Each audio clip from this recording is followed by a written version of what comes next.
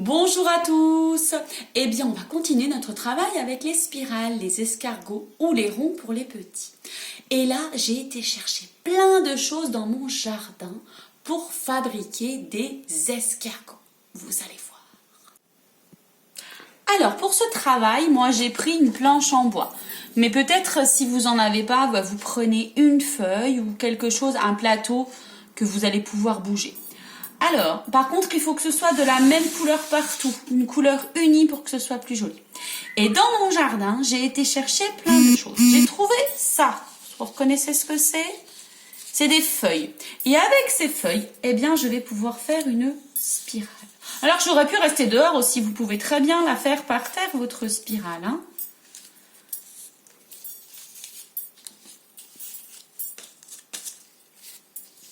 Et voilà. Et on va fabriquer des escargots avec des choses qu'on a trouvées dehors. Vous voyez, avec des feuilles, ça marche. J'en ai encore. Je continue. Voilà. Et surtout, quand votre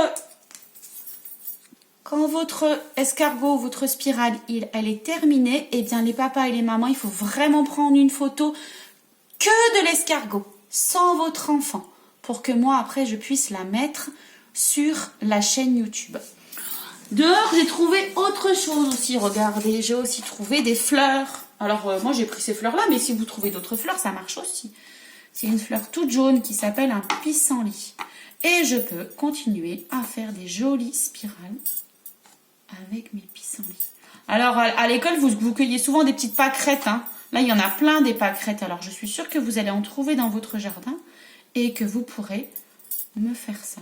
Je pense que vous pouvez aussi prendre des petits morceaux d'herbe, des petits bouts de bois, d'autres feuilles.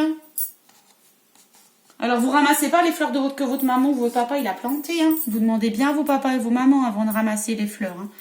Parce qu'il y a des fleurs qui ne se ramassent pas. Moi, j'ai pris celle-là parce qu'elle pousse très bien, celle-là, toute seule. Il n'y a pas besoin de les planter, les pissenlits. Elles poussent sans qu'on leur demande de pousser. Voilà, et je continue. Elles se sont un petit peu abîmées, mes fleurs, hein, parce que je les ai ramassées ce matin. C'est pour ça qu'il faut prendre une photo tout de suite. Voilà, quand on a fini, hop, on prend une photo.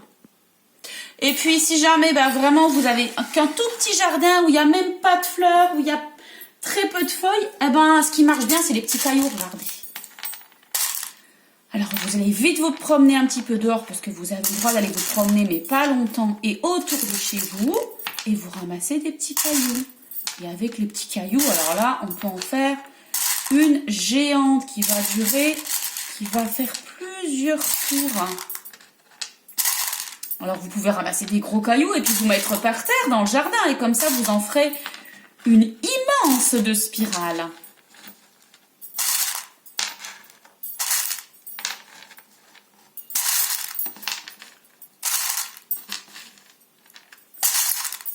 Alors, celle-là, elle peut être très très grande, hein. Je me dépêche parce que ce soit pas trop long pour vous à regarder.